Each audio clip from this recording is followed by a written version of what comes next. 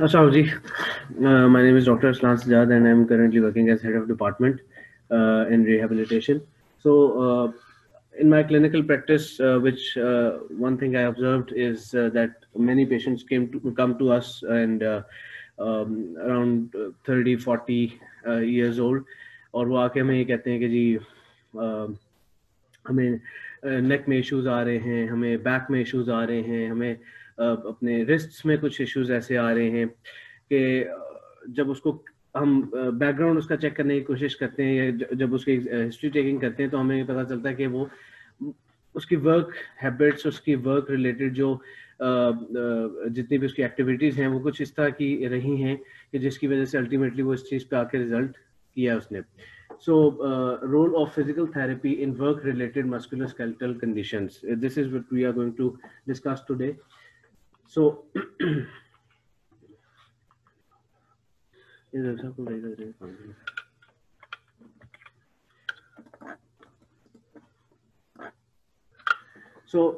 we have to understand one thing, that basically the concept of WMSDs. What are MSDs? Musculoskeletal disorders or MSDs affect human body's movement or musculoskeletal system. Basically, ये इसको हम इसलिए categorise करते हैं इस तरह क्योंकि ये प्योरली जो लोग ऑफिस में काम कर रहे होते हैं या जो लोग ज़्यादा फील्ड्स में काम कर रहे होते हैं उससे रिलेटेड जिन जिन लोगों को जो मस्कुलोस्केलेटल डिसऑर्डर्स होते हैं उसको हम कैटेगराइज करने के लिए WMSDs का नाम इस्तेमाल करते हैं, which are basically musculoskeletal disorders या ह्यूमन बॉडी मूवमेंट्स जिससे आपके रिस्ट्रिक्ट हो जाएं, उसके अंदर उसको हम कैटेगराइज करने के लिए चीज़ करते हैं, जिसके अंदर मसल्स आ सकते हैं, आपके टेंडन्स आ सकते हैं, ligaments, nerves, discs, blood vessels. ये इसको हम इस तरह WMSDs के हिसाब से define करेंगे. It is basically we have to understand this thing that it is basically not an acute injury. ये एक ऐसी चीज़ है जो कि आपके काफ़ी ऐसे से चल रही होती है और एक क्रॉनिक कंडीशन के तौर पे हमारे पास फिर आते हैं पेशेंट्स और उनके ट्रीटमेंट में फिर it can take around weeks, days, months और इसमें एक टाइम लगता है डेवलपमेंट उसकी रिकवरी करने के लिए. So there was a study जिसके अंदर ये चीज़ सामने आई थी. This study was it happened in 2019 to 2020. So इस स्टडी के मुताबिक ये हुआ कि 480,000 वर्कर्स जो हैं उनका इन्होंने डाटा लिया जो कि अफेक्ट हुए थे आपके WMSD से. उनमें से जो रिप्रेजेंटिंग 1420 जो थे पर 100,000 उनको WMSDs हुए और जिसकी वजह से उनका 8.9 मिलियन वर्किंग डेज जो हैं वो लॉस्ट कर गए, जो उनके वर्किंग डेज थे. इसी तरह उसी की स्टडी को आगे अगर हम लेके चलते हैं तो वो 30% of all the work related ill health and 27% of the days lost due to work related ill health. अब इसमें हमने कौन कौन से एरियाज जो हैं वो ज़्यादा इफेक्ट होते हैं हमारे पास MS के पेन से रिलेटेड? हैंड्स, रिस्ट्स, एल्बोज, नेक, शोल्डर्स, आपके लो बैक और हिप्स, एंकल्स एंड फीट. इसके कॉमन साइंस एंड सिम्टम्स जो आते हैं वो किस तरह के होते हैं? उसमें ज़्यादा हमारे पास पेन होगी जिसका और उसके बाद फिर लिमिटेड एंड फील होगी, आपके पास पैरेस्थीसिया आ सकता है, वीकनेस एट रेस्ट, आपका रेस्ट के ऊपर भी आपको वीकनेस फील हो रही होगी, मसल स्पैज्म में एक बड़ी कॉमन चीज़ है, और टेंडरनेस फील हो सकती है और मूवमेंट रिस्ट्रिक्शन फील हो सकती है. तो ये सारे साइंस एंड सिम्टम्स हैं. इनमें से कोई 2-3 भी अगर हो तो हम उसको WMSDs की कैटेगरी में फॉल करा सकते हैं. फिर there are some risk factors और उन रिस्क फैक्टर्स को हम 2 फर्दर में कैटेगराइज करते हैं. एक एर्गोनॉमिक रिस्क फैक्टर्स होते हैं और एक इंडिविजुअल रिस्क फैक्टर्स होते हैं. ये दोनों रिस्क फैक्टर्स बेसिकली आपको जब उनका ओवर टाइम एक्सपोजर होता है या वो ज़्यादा देर के लिए हम लोग इन रिस्क के एक्सपोज होते रहते हैं तो व्हाट हैपेंस कि वो आपके फर्दर ऑन मस्कुलोस्केलेटल डिसऑर्डर्स में कन्वर्ट हो जाता है. उसमें 2 जो मैंने आपसे कही थी 2 कैटेगरीज, उनमें first category is ergonomic risk factors and second is individual risk factors. Ergonomic risk factors क्या हो सकते हैं कि जैसे आप ऑफिस प्लेस में काम कर रहे हैं तो उसके अंदर आपकी जो चेयर है वो आपकी इस तरह एर्गोनॉमिकली फिट नहीं है कि आपके 90 डिग्री का जो आपका फ्लेक्शन मेंटेन होनी चाहिए वो नहीं हो पा रही, जिसकी वजह से कॉन्स्टेंटली आप जब उठते हैं तो आपकी जो बैक है उसके ऊपर एक स्ट्रेस फील होता है, जिसकी वजह से आपकी डिस्क इन्वॉल्व हो सकती है, आपकी नर्व इन्वॉल्व हो सकती है. इसी तरह उसके अंदर कॉन्स्टेंटली फोर्स, कोई ऐसी एक्टिविटी जिसके अंदर रिपीटेडली आपकी शोल्डर की ओवरहेड एक्टिविटी हो रही है, उसकी वजह से भी आपको जो है एक इशू आ सकता है। फिर उसके अलावा पोस्चर बहुत बड़ा इसमें रोल प्ले करता है। फिर इंडिविजुअल रिस्क फैक्टर्स हैं हमारे पास कुछ, जिसके अंदर पुअर वर्क प्रैक्टिसेस, जैसे हम अक्सर औकात देखते हैं कि हमारा जो पोस्चर है, मेरे पास जितने भी पेशेंट्स क्लिनिकली आए हैं यहाँ पे, जितना को भी मैंने ऑब्जर्व किया अपनी क्लिनिकल प्रैक्टिस में, at least 70 to 80% of them are having posture problems. उस पोस्चर प्रॉब्लम की वजह से फर्दर ऑन आगे जो है वो चीजें लीड करती है, विच विल जो मैं आगे थोड़ा सा डिस्कस करूंगा आपसे।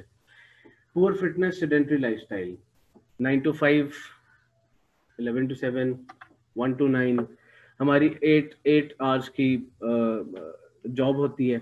उसके अंदर हम मोस्टली क्या होता है कि चेयर्स पे बैठे रहते हैं अपने या हम अगर ज़्यादा जैसे नर्सिंग स्टाफ हो गया या कैफे स्टाफ हो गया, इनका भी होता है कि सारा दिन खड़े रहते हैं, इनके हील्स में इशू आ सकते हैं, और इसी तरह उनकी बैक में इश्यूज आ सकते हैं।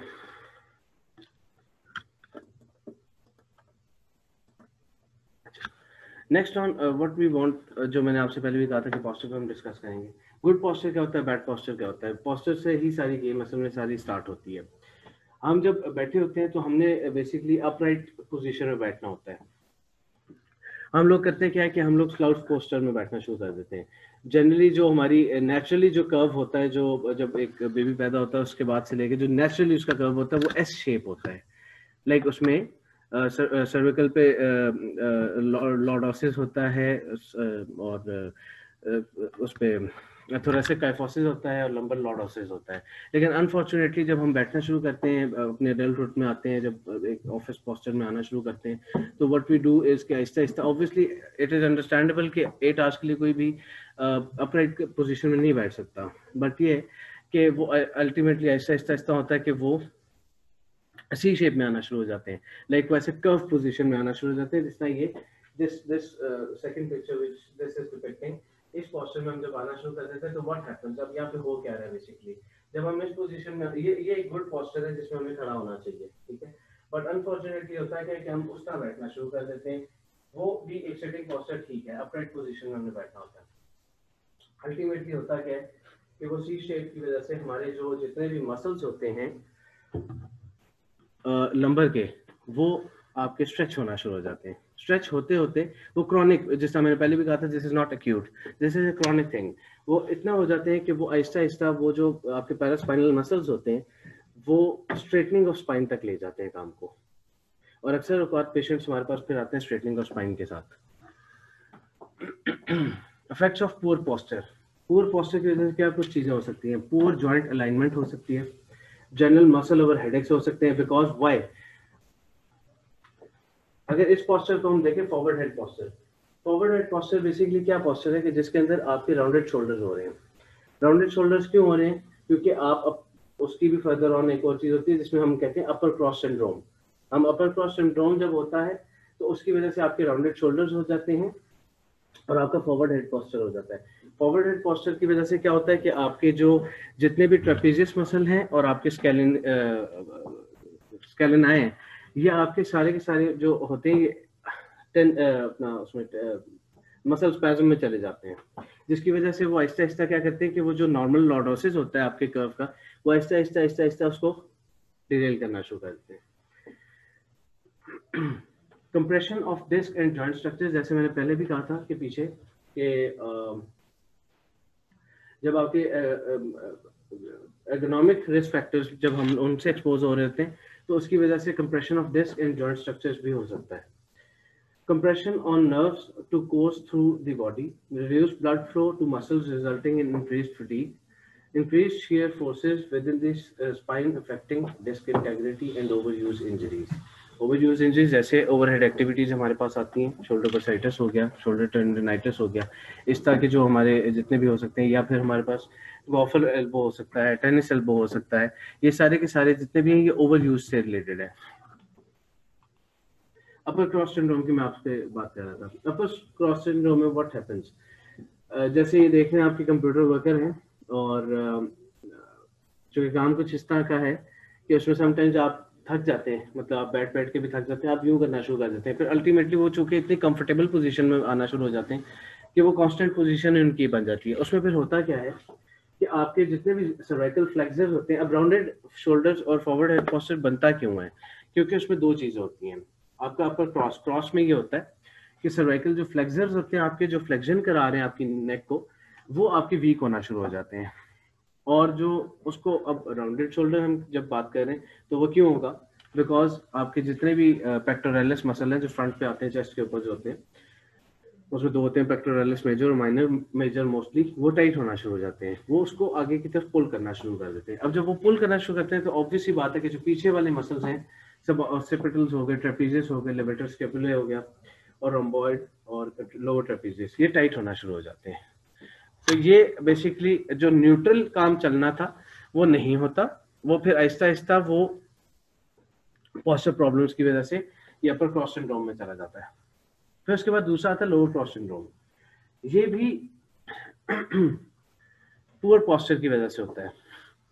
और उसमें किस तरह होगा कि आपके पास जो इसमें आपके लोअर एब्स होते हैं और ग्लूट्स होते हैं, वो आपके वीक होना शुरू हो जाते हैं, और आपके जो हिप फ्लेक्सर्स होते हैं और लोअर बैक होती है वो टाइट होना शुरू हो जाती है। उसकी वजह से आपका जो पोस्चर होता है वो इस तरह हो जाता है कि जैसे आपने एक पीछे हम्प बना लिया है। फिर हमारी ये फिजिकल थेरेपी की फील्ड में एक बड़ा कॉमन चीज है ट्रिगर पॉइंट्स। इसका एक कॉन्सेप्ट है, it is basically hyper irritable spot in the muscle belly. And how it develops? It develops as a result of muscular injury, strains, and trauma when muscle fibers, fascia, ligaments, or tendons become weakened, overstretched, or inflamed. It is all related.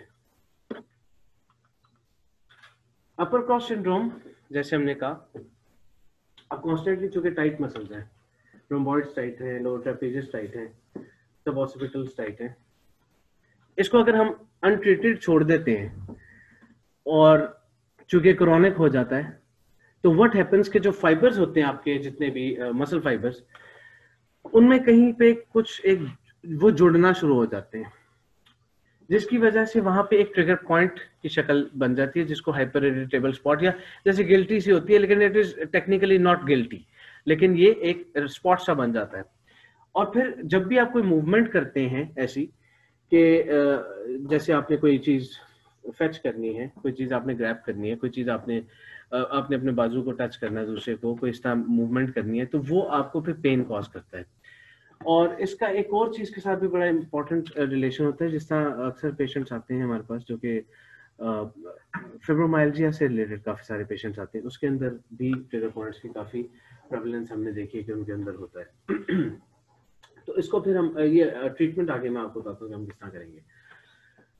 फिर cervical over lumbar radiculopathy, I am seeing doctor Waqar Hafeez हमारे पास है। ये अक्सर हमारे पास lumbar और cervical radiculopathy के पेशेंट्स भेजते रहते हैं, और उसके अंदर भी चूंकि एक कॉन्स्टेंटली ओवर यूज की वजह से, कुछ पुअर पोस्चर्स की वजह से, कुछ पुअर आपकी सेडेंटरी लाइफस्टाइल की वजह से, कुछ ऐसे ऑफिस वर्किंग एनवायरनमेंट की वजह से, कुछ एर्गोनॉमिक रिस्क की वजह से अल्टीमेटली होता ही है कि आपके डिस्क पे कंप्रेशन आना शुरू हो जाता है, सर्विकल स्पॉन्डिलोसिस होना शुरू हो जाता है, जिसकी वजह से क्या होता है कि आपकी जो इंटरवर्टिब्रल गैप होता है वो कम होना शुरू हो जाता है, और वो फिर आपके नर्व्स पे भी इफेक्ट आना शुरू हो जाता है। तो इस तरह के पेशेंट्स भी हैं। Causes due to bone spur और डिस्क हर्निएशन में भी आते हैं उस पेशेंट। फिर उसके बाद स्ट्रेन के muscle strain is stretching or tearing of muscle fiber caused by overuse, sudden movement, strenuous exercise, strain भी आपका उससे हो सकता है। तो it is basically all related to one thing, and that is basically inactivity. We do not, remain active. We do not give ourselves time in common practice. हम अपने आप को टाइम नहीं देते, इतना ज़्यादा ऑब्वियसली वर्कलोड और इन चीज़ों की वजह से कि समटाइम्स हम अपने आप को टाइम देना भूल जाते हैं, जिसकी वजह से अल्टीमेटली ये होता है कि ये कंडीशन आना शुरू हो देती हैं मसल स्ट्रेन्स की। बाकी जिस तरह मैंने पीछे आप लोगों से डिस्कस किया, मसल स्ट्रेन, स्ट्रेचिंग और tearing of injury of ligament caused by sudden twisting, falling और गेटिंग हिट। फिर अक्सर औकात हमारे पास जो जैसे नर्सिंग के स्टाफ हैं, अगर कोई ज़्यादा देर खड़े हैं, शूज़ आपके ठीक नहीं हैं, उसकी वजह से अल्टीमेटली क्या होगा कि आपको प्लांटर फेशियाइटिस की तरफ चीज़ें जाना शुरू हो जाती हैं। अगर आपका सोल ऑफ द जो शू है दैट इज़ टू टाइट, तो या आपके उस सोल ऑफ द टाइटनेस की वजह से आप साथ में स्टैंडिंग भी आपकी लॉन्ग आवर स्टैंडिंग है, तो उसकी वजह से भी आपको ये प्लांटर फेशियाइटिस की प्रॉब्लम होना शुरू होती है। प्लांटर फेशियाइटिस बेसिकली सबको ही पता है, लेकिन उसमें होता ऐसा है कि आपका जो बेसिकली जो नीचे फेशिया है दैट बिकम्स टाइटेंड, और उसको रिलीज करना होता है, जो कि नहीं होता, तो अल्टीमेटली आहिस्ता आहिस्ता वो फिर ज़्यादा उसमें क्रॉनिक कंडीशन में जाना शुरू हो जाता है। शोल्डर bursitis और tendinitis, जैसे पहले में मैंने जिक्र किया, caused by repeated minor trauma such as overuse of the shoulder joint and muscles. Bursitis involves bursa and tendinitis involves the inflammation of the rotator cuff tendons. फिर हमारे पास टेनिस एल्बो और गोल्फर एल्बो भी आता है, और ये इस तरह के ज़्यादातर, जैसे हमारे पास यहाँ पे स्पोर्टिंग स्टाफ के लिए प्लम्बर्स हैं हमारे पास, उसके अलावा कुक्स हैं हमारे पास, कारपेंटर्स हैं, उनके अंदर ये चीज़ ज़्यादा आती है क्योंकि उनकी कॉन्स्टेंट ही बार बार रिपीटेटिव मूवमेंट ऐसी है जो कि एक्सटर्नल रोटेशन इंटरनल रोटेशन में जा रही होती है, उसकी वजह से उनको ये फील हो सकता है। उसके लिए फिर ये होता है कि हमें कुछ उनको हम होम प्लान दे सकते हैं, कोई इस तरह की स्ट्रेचिंग करा सकते हैं, कुछ इस तरह की स्ट्रेचिंग दे सकते हैं कि जिसके थ्रू वो जो है अपने आप को नॉर्मलाइज रख सकते हैं। फिर कार्पल टनल सिंड्रोम खासतौर पे उन हजरात के लिए कि जो जिनका ज़्यादातर काम है, कंप्यूटर वर्कर हैं, कंप्यूटर ऑपरेटर हैं, कंप्यूटर पे काम कर रहे हैं, ज़्यादा टाइपिंग का काम है, या पियानिस्ट्स में ज़्यादा ये हो सकता है। इसके अंदर बेसिकली कार्पल टनल जो आपका होता है, उसका जो ऊपर फ्लेक्सर रेटिनाकुलम होता है, वो जो है आपका टेंस्ड हो जाता है, टाइट हो जाता है, जिसकी वजह से वो फिर जो नीचे से नर्व जा रही होती है वो आपकी इम्पेंज करना शुरू करती है, और उसकी वजह से आपको टिंगलिंग और वो नर्वनेस और पैरास्थीसिया फील होता है, जिसना पहले सिम्टम्स में मैंने डिस्कस किया था। So heading on to the final things, physical therapy. अब रोल ये है कि हम लोग एज ए अपने डिपार्टमेंट में हम किस तरह काम करते हैं, हम किस तरह एक पेशेंट जब आते हैं हमारे पास तो हम किस तरह उसको लेके चलते हैं। सबसे पहले तो as a physiotherapist what we do is we take the history of the patient, because what I believe is that 70% of the diagnosis is basically hidden in the history taking. If you listen to that patient clearly, so definitely we can understand and we can conclude to the exactly and actual diagnosis which one should have. और उसके बाद फिर आप एक proper हम लोग assessment करते हैं, एक फिजिकल एग्जामिनेशन करते हैं, सो दैट कि हम उसकी जनरल रूल आउट कर सकें कि इसको आया कि सर्विकल स्पॉन्डिलोसिस है, या उस सर्विकल स्पॉन्डिलोसिस की वजह से आगे हमारा जो फर्दर, अब इसमें भी दो डायग्नोसिस हम बनाते हैं, एक मेडिकल डायग्नोसिस होता है, एक फिजिकल थेरेपिस्ट डायग्नोसिस होता है। इन दोनों डायग्नोसिस में फ़र्क ये होता है कि मेडिकल डायग्नोसिस तो ऐसे हो गया जैसे कि हमारे पास अगर पेशेंट आता है, कोई सर्विकल रेडिकुलोपैथी का कोई पेशेंट आता है, सर्विकल रेडिकुलोपैथी की वजह से क्या हो रहा है, वो एक मेडिकल डायग्नोसिस हो गया। उसकी वजह से further on as a physiotherapist what I should see and that is के उसकी वजह से जो मसल गार्डिंग हो रही है, उसकी वजह से जो उसका मसल स्पैज्म हो रहा है, उसके जितने भी नेक के मसल्स में, उसकी वजह से उसको जो ट्रिगर पॉइंट्स बन रहे हैं, that is my diagnosis, that I would write कि जी muscle spasm along with trigger points, flana muscle like scaleni या वो दूसरा trapezius muscle, upper trapezius, उसमें हम फिर डायग्नोज करेंगे। फिर स्पेशल टेस्ट आगे परफॉर्म करते हैं ताकि उस चीज़ को रूल आउट करने के लिए हम स्पेशल टेस्ट परफॉर्म करते हैं।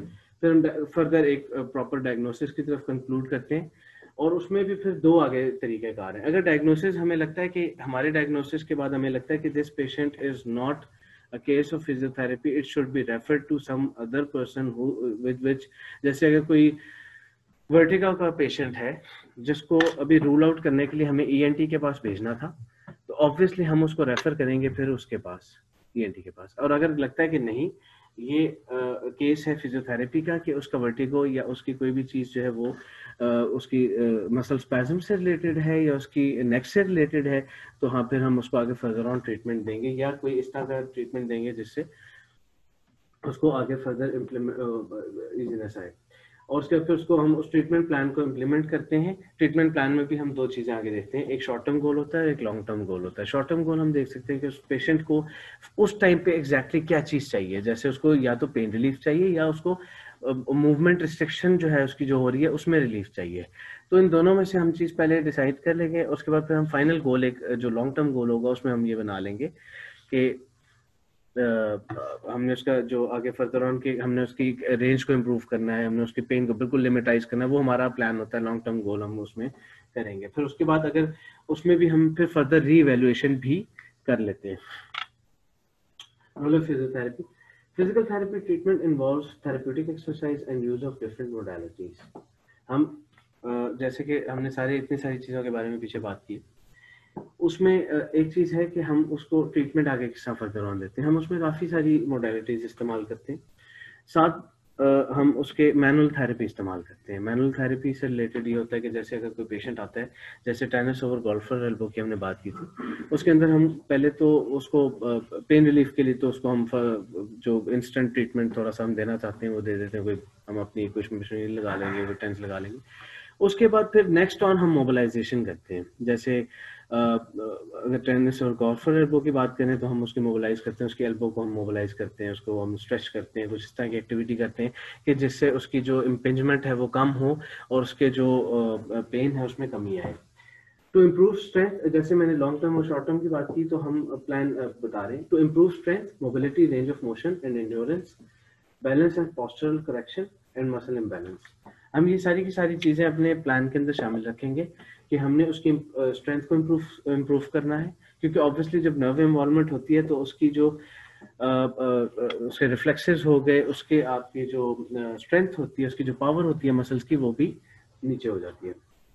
Mobility, range of motion and endurance और बैलेंस के ऊपर हम उसके काम करेंगे। Postural correction which obviously I talk about, and muscle imbalance. Muscle imbalance जिससे हमने पहले बात की, जिससे अपर क्रॉस सिंड्रोम की बात की या लोअर क्रॉस सिंड्रोम की बात की, तो उसमें प्योरली मसल इम्बैलेंस हमें सामने नजर आया कि दो मसल ग्रुप्स जो है वो वीक हुए हैं और दो मसल ग्रुप्स जो है वो उसमें स्पैज्म होएगा। जॉइंट मोबिलाइजेशन हम करते हैं, मैनिपुलेशन करते हैं, एंड सॉफ्ट टिश्यू मसाज वगैरह आ जाता है, और stretching and trigger point therapy to reduce stiffness and relief pain. Thank you.